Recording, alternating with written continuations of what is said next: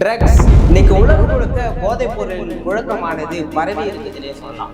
Srikanth is a popular on drug charges. The actor was arrested by the police. போதைப் பொருள் வழக்கில் தேடப்பட்டு வந்த நடிகர் கிருஷ்ணாவிடம் போலீசார் ரகசிய இடத்தில் வைத்து விசாரணையில் ஈடுபட்டு வருகிறார்கள்.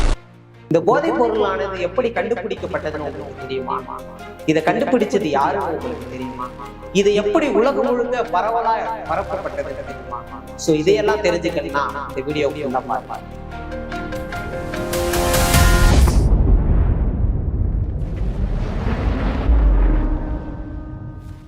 போதைப் பொருட்கள்னு சொன்னாவே அதுல பல விதமா பிரிச்சு சொல்லலாம்.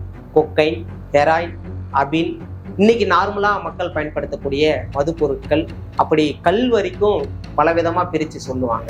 குறிப்பா இன்னைக்கு மருத்துவ காலகட்டத்துல இன்ஜெக்ஷன் போடுவாங்க மயக்கத்துக்காக.